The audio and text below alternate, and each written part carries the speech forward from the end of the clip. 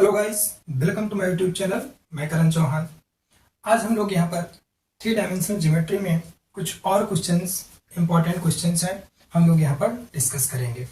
देखिए, यहाँ पर जो हम लोग थ्री डायमेंशनल ज्योमेट्री, मैंने आपको बुक प्रीफर कर दिया था, मैं किस बुक से क्वेश्चंस यहाँ पर करवा रहा हूँ, तो उस बुक से ही हम लोग क्वेश्चंस यहाँ पर लगा रहे हैं।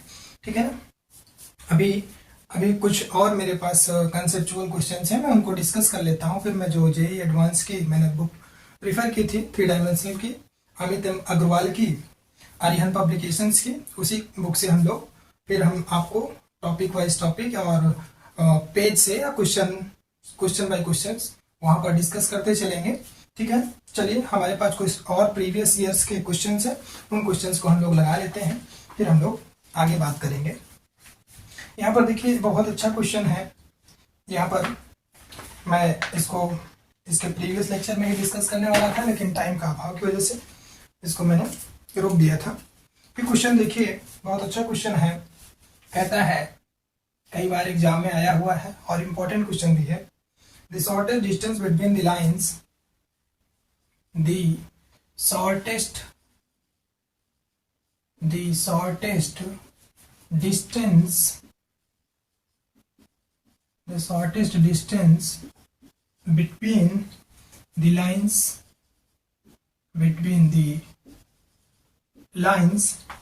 lines x minus 1 upon 0, y plus 1 upon minus 1 और z upon 1।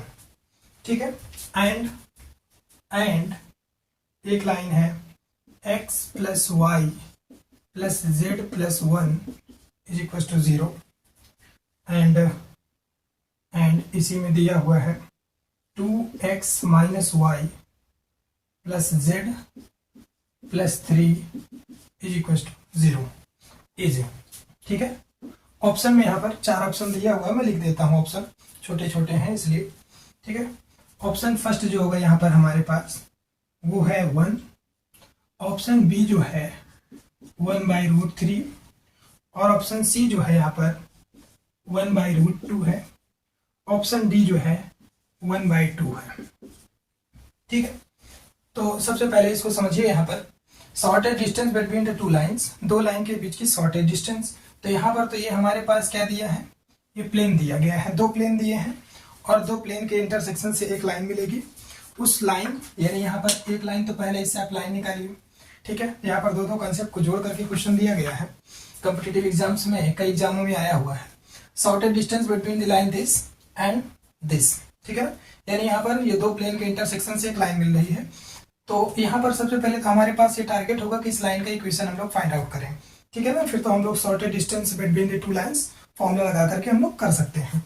तो यहाँ पर देखिए, हमारे पास एक प्लेन ये है, ये प्लेन है कोई, ये कोई प्लेन है, और एक प्लेन ये है। ये यहाँ पर 2 प्लेन है हमारे पास, और 2 प्लेन के इंटरसेक्शन से यानी ये लाइन मिल रही है। इस लाइन का इक्वेशन हमें यहाँ पर क्या करना है भैया, फाइंड आउट करना है। तो मैं आपसे बता दूं कि यहाँ पर इस लाइन का इक्वेशन फाइंड आउट करने के लिए हमको क्या चाहिए, इस लाइन पे कोई पॉइंट चाहिए। ठीक है।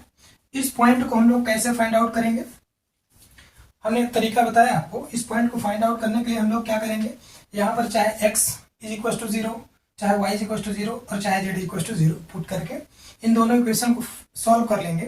तो हमारे पास x, y, z यानी यहाँ पर इस लाइन पे जो पॉइंट होगा, कोई पॉइंट हमको मिल जाएगा।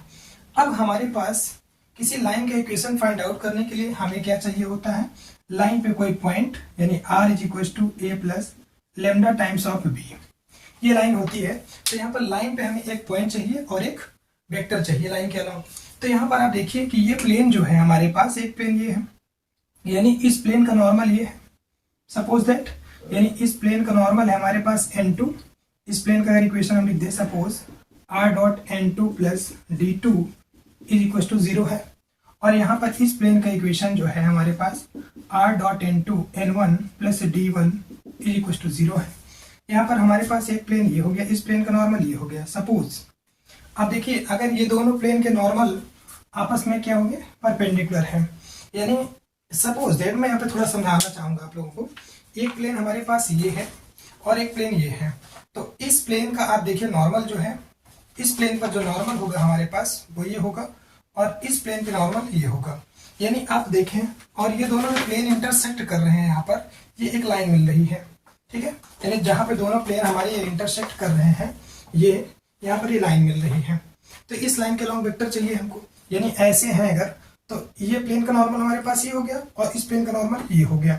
अब आप देखिए अगर ये दोनों को हम लोग क्रॉस प्रोडक्ट कर दें, इसका और इसका क्रॉस प्रोडक्ट करेंगे तो इन दोनों पे परपेंडिकुलर एक वेक्टर आएगा ये, यानी ये हमारे पास लाइन के लॉन्ग वेक्टर मिल गया। तो यहाँ पर देखिए हम क्या करेंगे, यहाँ पर जो लाइन के अलॉन्ग वेक्टर होगा ये वेक्टर बी, वो कैसे आएगा, इन दोनों का क्रॉस प्रोडक्ट करके, ठीक है ना। यानी हमारे पास इन दोनों का क्रॉस प्रोडक्ट, ठीक है। तो यहाँ पर देखिए, तो यहाँ पर वेक्टर जो बी होगा हमारे पास, देखिए सॉल्यूशन है ये, ठीक है, सॉल्यूशन।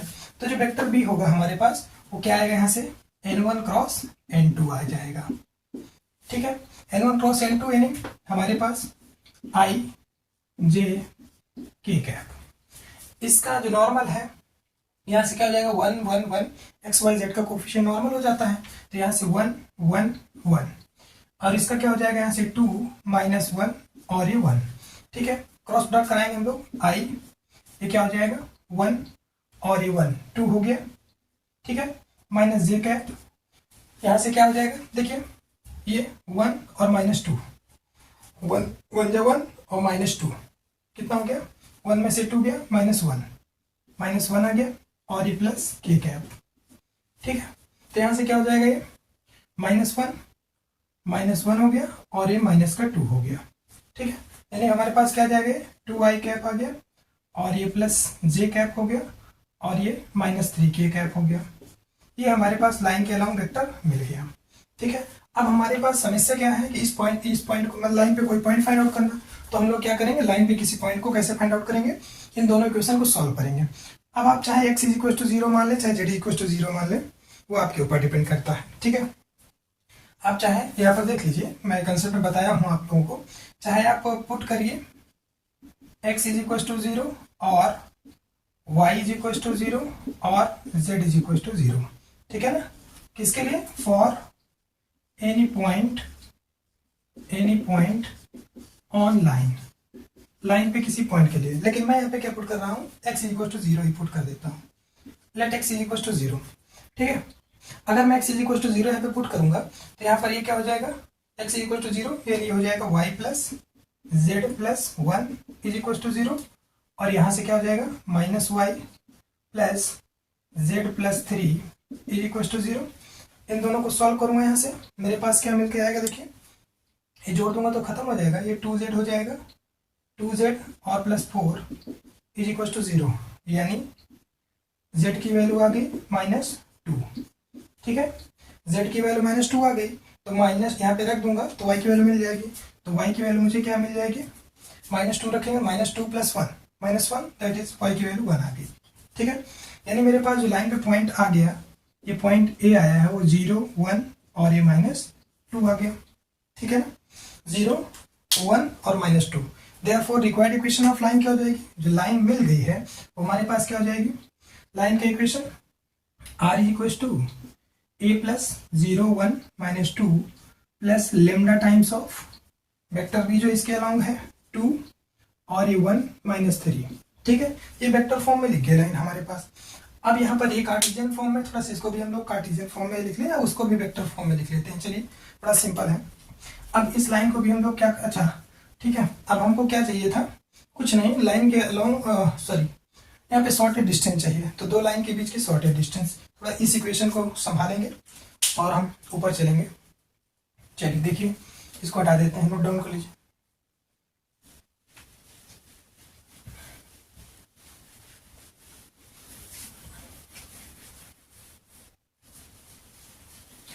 अब यहाँ पर हमारे पास ये जो लाइन है, यहाँ पर ये जो लाइन है, इस लाइन का इक्वेशन क्या बन के आया है, अगर मैं इसको कार्टेशियन में लिख दूं डायरेक्टली, x - 1 या वेक्टर फॉर्म में रखूं, कोई मतलब नहीं है उसको लिखने से कार्टेशियन में, तो ये हो गया हमारे पास r = 0 1 -2 लेमडा टाइम्स ऑफ ये है 2 1 माइनस 3।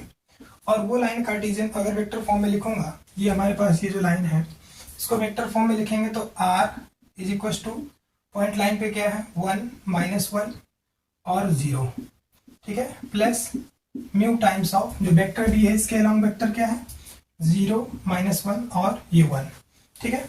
अब इन दोनों लाइन के बीच की शॉर्टेज डिस्टेंस तो हम लोग पढ़ चुके हैं, दो लाइन के बीच की शॉर्टेज डिस्टेंस कैसे निकालते हैं यहाँ पर, ठीक है। हमारे पास टू लाइन के बीच के शॉर्टेज डिस्टेंस, तो यहाँ पर देखिए ये दोनों लाइन पैरेलल तो है नहीं, ये दोनों लाइन पैरेलल तो है नहीं, क्योंकि यहाँ पे ये जो इसके अलॉन्ग वेक्टर है ये और इसके अलॉन्ग जो वेक्टर ये है दोनों प्रोपोर्शनल तो है नहीं, यानी दो लाइन है हमारे पास, एक लाइन ये है और एक लाइन ये है। इस लाइन का equation r is equal to a plus lambda times of b है और इस लाइन का equation r is equal to c plus mu times of d है।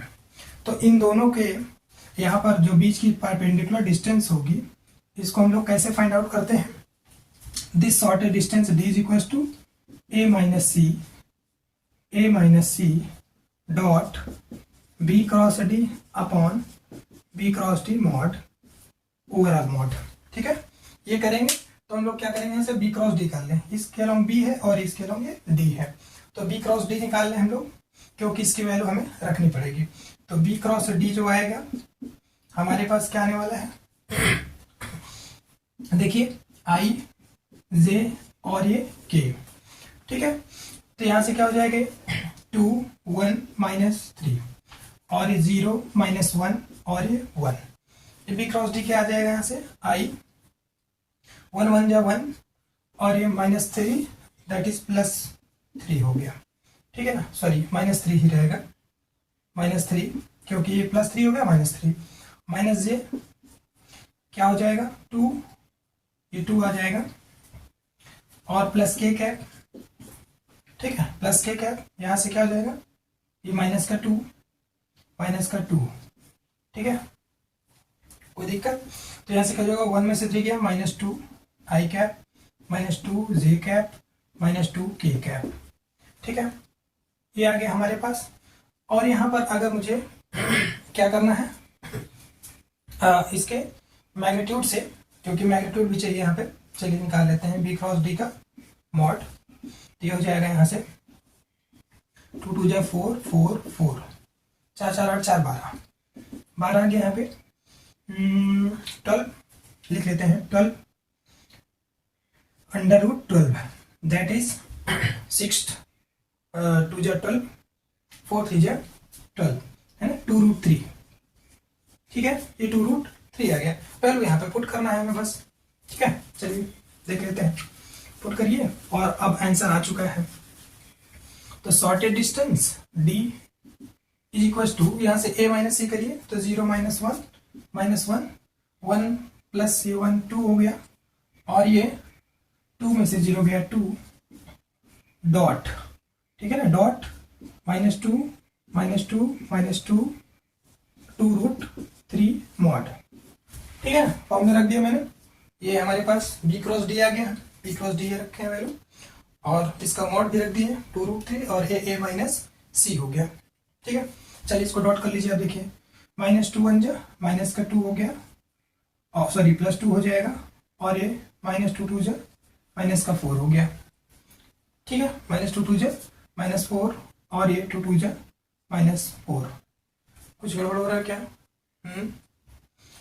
माइनस 2 1 जा 2 प्लस 2 हो गया और यहाँ से माइनस ये 2 2 जा 4 माइनस का 4 और यहाँ से ये माइनस का 4 आ गया, ठीक है ना। चलिए देखते हैं, ये आ गया अपॉन 2 रूट 3 मॉड। अब यहाँ पर थोड़ा सा कुछ गड़बड़ हुआ है, एक सेकंड देख, सॉरी ये माइनस 2 होगा, देखिए हाँ ये माइनस 2 होगा, यही गड़बड़ था और ये हो जाएगा हमारे पास प्लस 4 और ये इससे खत्म हो गया और यहाँ पर ये 2 अपॉन 2 रूट 3 आया, दैट इज 2 से 2 खत्म, ये आ गया हमारे पास 1 बाई रूट 3। तो यहाँ पर ऑप्शन नंबर बी करेक्ट है, 1 बाई रूट 3 आंसर आ गया, ठीक है। देखिए बहुत सिंपल है, अगर आपको कंसेप्ट क्लियर है तो क्वेश्चन बहुत ही सिंपल होते हैं, हम लोग बना सकते हैं, ठीक है ना। अब ये तो पूरा कंसेप्ट के साथ मैं यहाँ पर बता रहा हूँ, अगर मुझे डायरेक्टली करना हो तो थोड़ा सा स्पीड बनानी पड़ेगी, और कई स्टेप जो है यहाँ पर हम जो बता रहे हैं, समझा रहे हैं, उसे समझाने बताने की जरूरत नहीं होती है। आप करेंगे वैसे भी ये क्वेश्चन 3 नंबर 4 नंबर में ही क्वेश्चन पूछे जाते हैं कॉम्पिटिटिव एग्जाम्स में। और जब 3-4 नंबर में अगर ये क्वेश्चन पूछा जाएगा तो सीधी सी बात है, अगर आप 1 मिनट भी इसमें ले लेते हैं तो बहुत है, ठीक है ना। 1 मिनट में भी सॉल्व कर लें। फिलहाल 1 मिनट नहीं लगता है इसको सॉल्व करने में, ज़्यादा से ज़्यादा मुझे लगता है कि 30 से 40 सेकंड में ये सॉल्व हो जाता है। चलिए नेक्स्ट क्वेश्चन हम लोग बात करते हैं, बहुत बढ़िया है, ठीक है, नोट डाउन कर लीजिए इसको।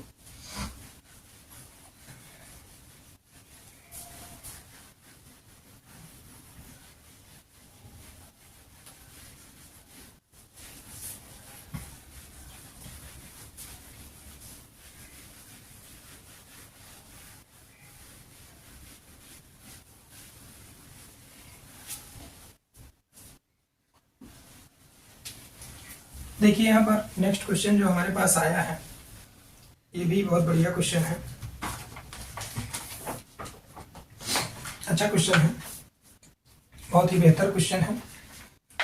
कहता है अ प्लेन, ये क्वेश्चन है, a plane P meets the coordinate axis. Question कई बार आया हुआ है और इम्पोर्टेंट भी है, कई एग्जामों में ऐसा आता भी क्वेश्चन है। A plane P meets a plane P meets the coordinate axis, the coordinate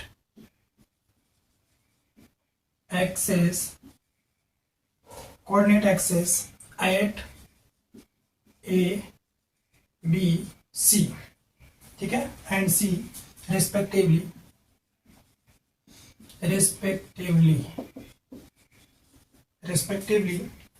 the centroid of triangle ABC, the centroid of triangle ABC is given to be, क्या दिया है देखिए सेंट्रॉइड यहाँ पर 1 1 1 1 2, ठीक है, ये सेंट्रॉइड दिया है 1 1 2, और फाइंड क्या करना है यहाँ पर, then the equation of line, then the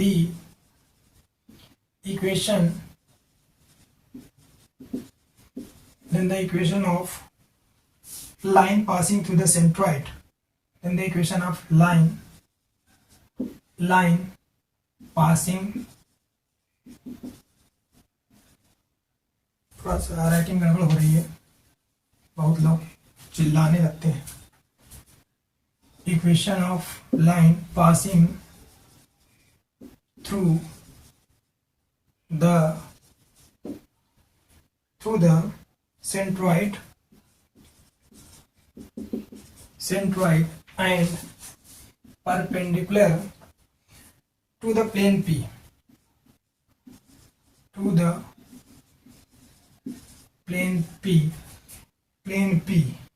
ठीक है, इज, यहाँ पे 4 ऑप्शन दिए हैं और चारों में लाइन का इक्वेशन लिखा हुआ है, ठीक है ना। मैं ऑप्शन नहीं लिखूंगा, मेरा कोड ही खत्म हो जाएगा। अब मैं यहाँ पर क्वेश्चन सॉल्व करेंगे, हमारा जो टारगेट है क्वेश्चन को सॉल्व करना, और फिर जो आंसर है मैं उसको यहाँ पे मैच करा देता हूँ। तो इसको जरा समझने की कोशिश करें आप। कहता है a plane P meets the coordinate axis at A, B and C respectively. The centroid of the triangle ABC is given by, मैंने given दिया हमको 1 1 2, then यहाँ पे then the equation of the line passing through the centroid and perpendicular to the plane P। बहुत ही बढ़िया question है। यहाँ पर देखिए हमें लाइन का इक्वेशन चाहिए, तो लाइन के इक्वेशन के लिए हमें क्या चाहिए, यहाँ पर एक पॉइंट चाहिए और लाइन के अलोंग वेक्टर चाहिए। तो लाइन के इक्वेशन के लिए एक पॉइंट और लाइन के अलोंग वेक्टर चाहिए। तो यहाँ पर दिया क्या क्या है, पहले उसको सोचते हैं हम लोग। यहाँ पर देखिए जो गिवन कंडीशन है हमारे पास, एक तो हमको दिया है, यहाँ पर कह रहा है प्लेन है, ये हमारे पास एक्स एक्सिस है, ये वाई एक्सिस है और ये जेड एक्सिस है। एक प्लेन है, ये कोई प्लेन है, कह रहा है ये कोई प्लेन है। और ये एक्स एक्सिस, वाई एक्सिस और जेड एक्सिस पे मीट करता है। पॉइंट यहाँ पर ए पे, वाई में बी और इसमें सी। ठीक है ना। हम इनके कोऑर्डिनेट मान लेते हैं थोड़ी देर के लिए कि यहाँ पर ये है तो ये 0,0 सी होगा, स्मॉल सी, और ये 1 0 0 और ये जो होगा 0 B 0। ठीक है। यहाँ पर आप देखिए थोड़ा सा, हमने आपको बताया कि इंटरसेप्ट इक्वेशन ऑफ प्लेन या intercept form of the equation of the plane. Intercept form of the equation of plane यानी इस प्लेन का इक्वेशन हम लोग डायरेक्टली लिख सकते हैं। हमारे पास जो इक्वेशन ऑफ प्लेन होगा वो क्या होगा, इक्वेशन ऑफ प्लेन P। ठीक है ना, जो प्लेन P है उसका इक्वेशन क्या हो जाएगा, यहाँ से x by a plus y by b plus z by c is equal to 1। ठीक है। अब यहाँ पर ये जो ट्राइंगल ABC बन रहा है इसका सेंट्रॉइड जो है वो गिवन है। तो इस ट्राइंगल का सेंट्रॉइड क्या हो जाएगा, यहाँ से a plus 0 upon 3 that is a by 3 centroid का कोऑर्डिनेट और b बाई 3 और ये c बाई 3 ये सेंट्रॉइड के इसके कोऑर्डिनेट हो गए। ठीक है। और इसका सेंट्रॉइड दिया भी है, इसका centroid that is a by 3 is equal to हमारे पास दिया है 1, b by 3 is equal to दिया है 1 और c बाई 3 भी दिया है 2। दैट इज a की वैल्यू यहाँ से आ जाएगी 3 और b की वैल्यू आ जाएगी 3, c की वैल्यू आ गई 6। ठीक है ना। अब हमारे पास जो प्लेन हो जाएगा, हमारे पास क्या हो जाएगा, देयरफॉर जो प्लेन हो जाएगा x by a that is 3 plus y by b 3 और ये z by 6 is equal to 1। ये प्लेन हो गया। अब यहाँ पर कह रहा है, जरा सोचिए थोड़ा सा, इस प्लेन को हम लोग यहाँ पे ऐसे समझ लेते हैं, ये प्लेन है, यही प्लेन है। अब कहता है हमें उस लाइन का इक्वेशन चाहिए जो कि सेंट्रॉइड से पास करती है। मान लीजिए कि हमारे पास थोड़ी देर के लिए कोई प्लेन है इस तरीके से, यही प्लेन है, इस प्लेन पे ये सेंट्रॉइड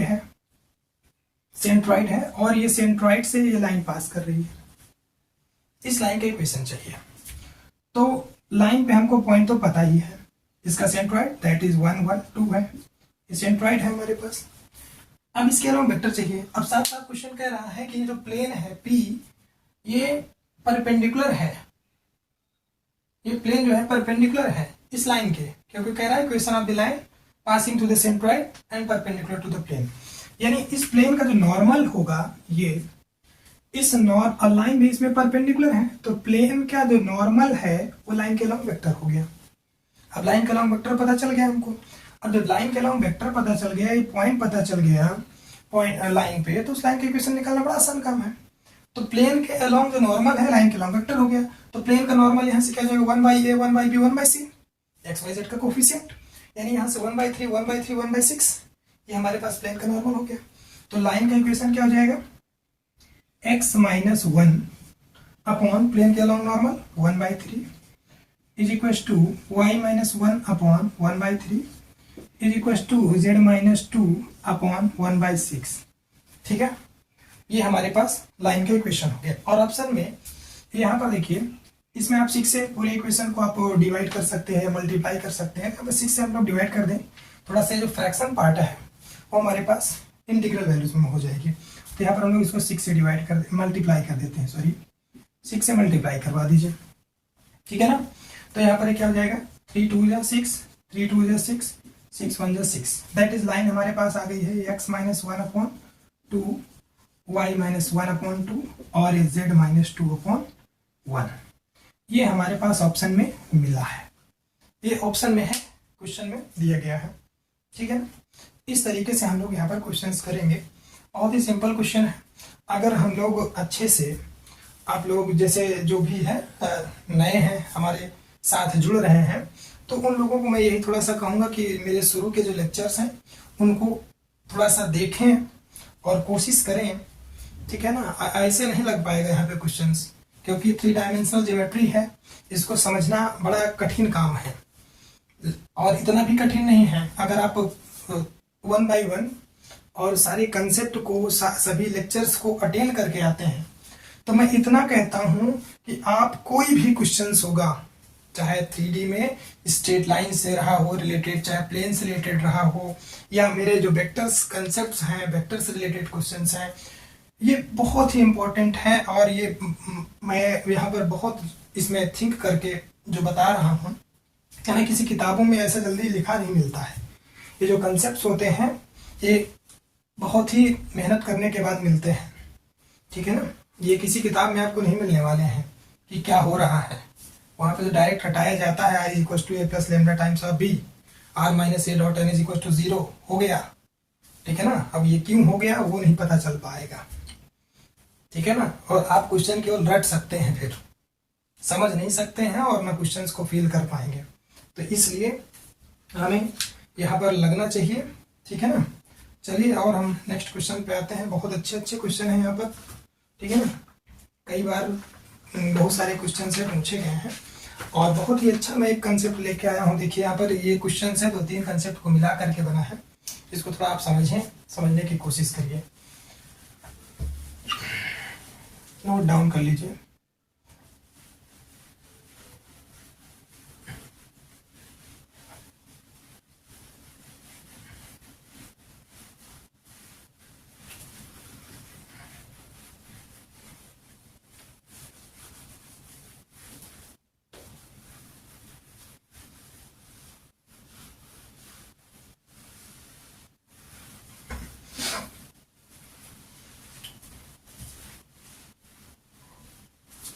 चलिए देखिए, ये बहुत बेहतर क्वेश्चन है, ये भी कई एग्जामों में आया हुआ है। कहता है इफ पॉइंट है कोई क्यू, नहीं, नेक्स्ट क्वेश्चन हम लोग करते हैं फिर उसकी भी बात करते हैं। क्वेश्चन ये है, कहता है a perpendicular is drawn, a perpendicular is drawn, a perpendicular is drawn from a point on the line, from a point on the line x minus 1 upon 2 is equals to y plus 1 upon y plus 1 upon minus 1 और z upon 1, ठीक है ना। A perpendicular is drawn from a point on the line to the plane,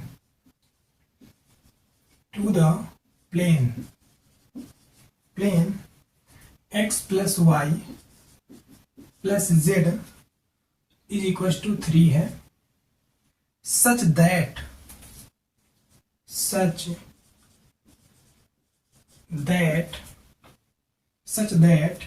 foot of perpendicular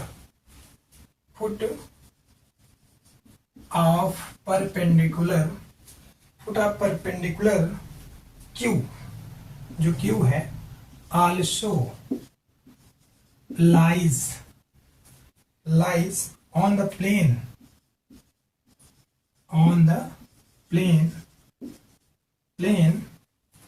x minus y plus z is equals to 3,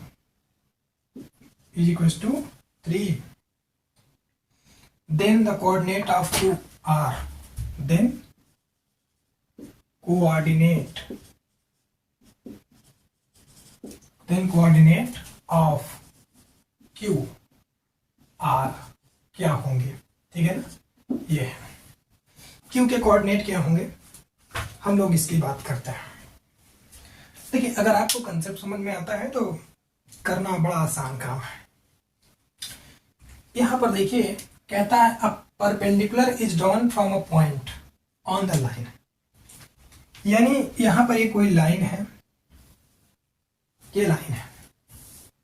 a perpendicular is drawn from a point on the line, एक point है इस line पर, ये कोई point है इस line पे, इस पॉइंट से एक प्लेन पे परपेंडिकुलर गिराया गया, ये कोई प्लेन है, इस पे परपेंडिकुलर गिराया गया। अच्छी बात तो ये है कि इस और ये लाइन जो है हमारे पास ये गिवन है, ये है x माइनस 1/2 है is equal to y plus 1/-1 और z/1 है। ये लाइन है, इस लाइन पे कोई पॉइंट है, इस पॉइंट से इस प्लेन पे परपेंडिकुलर गिराया गया। इस प्लेन का इक्वेशन हमारे पास ये दिया है, x plus y plus z is equal to, और कहता है जो परपेंडिकुलर है, परपेंडिकुलर ऐसे गिरा दिया गया है। अब इस पर यहाँ पे जो coordinate of foot of perpendicular है क्यू, दैट इज कह दीजिए आप क्यू, क्यू कोई भी पॉइंट है, ये coordinate of foot of perpendicular हम मान लेते हैं। और ये जो है ये कह रहा है कि also lies in this plane, यानी ये क्यू जो है इस प्लेन पे लाई करता है। ये जो प्लेन है x minus y plus z is equal to 3, ठीक है। अब समझ लीजिए कि यहां पर करना क्या है, इस पॉइंट से इस पे एक परपेंडिकुलर गिराया गया, इस परपेंडिकुलर का इक्वेशन हमें मिले, तो इस परपेंडिकुलर के इक्वेशन के लिए इस पर एक पॉइंट चाहिए। पॉइंट तो ये हो गया, इस लाइन पे ये कोई पॉइंट है, इसको मान लेते हैं 1 माइनस 1 और ये 2 सॉरी 0 है, जेड है ना वो 0, तो ये पॉइंट हो गया। यानी जो परपेंडिकुलर जहां से गिराया जा रहा है वो पॉइंट है 1 माइनस 1 और 0, यहां से परपेंडिकुलर गिराया गया। तो इस लाइन पे एक पॉइंट पता चल गया, इस लाइन के अलोंग वेक्टर चाहिए। आप ये बताइए कि जब इस पे परपेंडिकुलर गिराया गया है तो इसका जो नॉर्मल होगा इसी के अलोंग तो वेक्टर होगा, और इसका नॉर्मल जो होगा यहाँ से एक्स वाई जेड का कोफिशिएंट दैट इज 1 1 1। यानी इस लाइन का इक्वेशन हमारे पास क्या बन गया है, ये बन गया है x, इस पॉइंट से पास कर रही है x माइनस 1/1 और y प्लस 1/1 और इज इक्वल टू z/1। इस लाइन का इक्वेशन मिल गया। इस लाइन पे कोई जनरल पॉइंट हम मान लेते हैं, coordinate of foot of perpendicular है q, तो लाइन पे कोई जनरल पॉइंट, यानी हमारे पास ये लाइन है x minus 1/1 y plus 1/1 is equal to z/1। ये कोई पॉइंट है, इसको लेमडा, ये यहाँ पर ये क्यू पॉइंट है, जनरल पॉइंट। तो क्यू जो है क्यू कोई जनरल पॉइंट है, लेट क्यू जो है हमारे पास यहाँ से लेमडा और ये प्लस 1 हो जाएगा, कॉमा यहाँ से लेमडा माइनस 1 हो जाएगा, कॉमा लेमडा, ठीक है।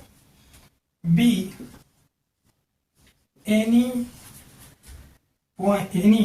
Late Q be any point, हाँ ठीक है, any point B, sorry any point B होगा, B coordinate of foot, coordinate of foot of perpendicular. अभी क्यू जो है ये पॉइंट है, कोई coordinate of foot of perpendicular है, तो इस प्लेन पे लाई कर रहा है, तो इस प्लेन को सेटिस्फाई करेगा। यानी यहाँ पर क्या हो जाएगा, लेमडा प्लस 1 माइनस यहाँ से ये लेमडा माइनस 1 प्लस जेड की जगह लेमडा इज इक्वल टू 3। यानी लेमडा यहाँ से क्या आने वाला है हमारे पास, ये lambda plus 1 minus lambda plus 1 और plus lambda is equal to 3। कुछ जा रहा है, लेमडा भी जा रहा है, 1 1 भी खत्म हो गया, लेमडा की वैल्यू 3 आ गई। यहाँ पे आप 3 रख दीजिए तो ये पॉइंट हमको मिल जाएगा, ठीक है ना। तो क्यू के कोऑर्डिनेट होंगे, ये क्या हो जाएगा 3 प्लस 1 ये हो गया 4 और 3 में से 1 गया 2 हो गया और ये हो गया 3, ठीक है। कुछ गड़बड़ है, 4 2 3 देखते हैं क्या आ रहा है, 4 और 2 3, नहीं इसमें ऐसा कोई ऑप्शन ही नहीं है भाई, कुछ गड़बड़ हो गया। यहाँ से x माइनस 1/1 इस लाइन के अलॉन्ग वेक्टर है 1 1 1 है, तो x minus 1/1 y plus 1/1 z/1 ये हो गया। इस पे कोई पॉइंट जो हो गया, लेमडा प्लस 1 हो गया और यहाँ से लेमडा माइनस 1 हो गया और ये लेमडा हो गया। Coordinate of foot of perpendicular इस प्लेन पे लाई करेगा। इस प्लेन का इक्वेशन है यहाँ पर हमारे पास x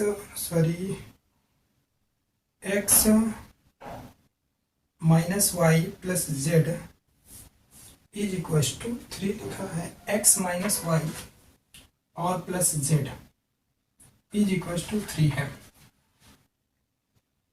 तो गड़बड़ क्या हो रहा है अभी,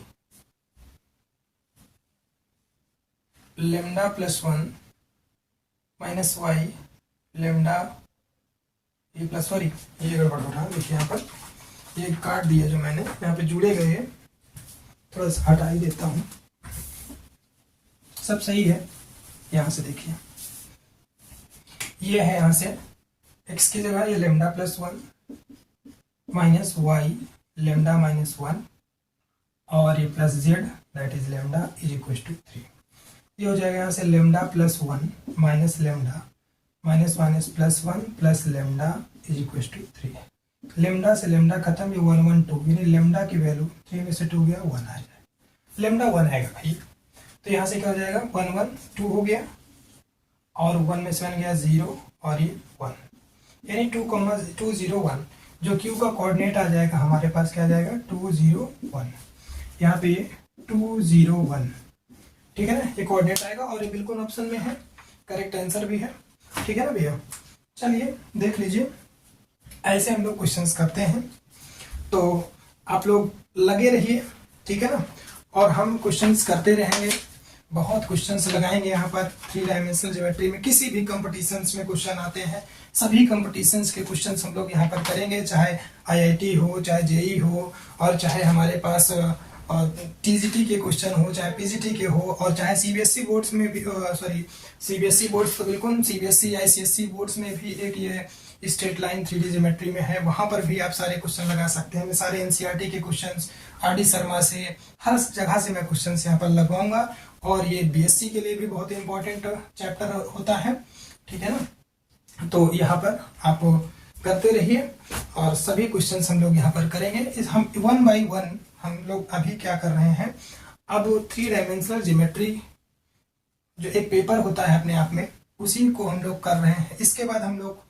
कोऑर्डिनेट ज्योमेट्री पढ़ेंगे, और कोऑर्डिनेट ज्योमेट्री के बाद फिर हम लोग मॉडर्न अलजेब्रा में आएंगे, फिर हम लोग अलजेब्रा को लगाएंगे, फिर उसके बाद हम लोग कैलकुलस में आएंगे, ठीक है ना। यानी हम सभी चीज़ों को यहाँ पर डिस्कस करते हुए चलेंगे। तो एक कंसेप्ट ही हो सकता है, एक साथ सभी नहीं हो सकते हैं, ठीक है। आप लोग पढ़िए, मस्त रहिए। ओके भैया, thank you, all the best.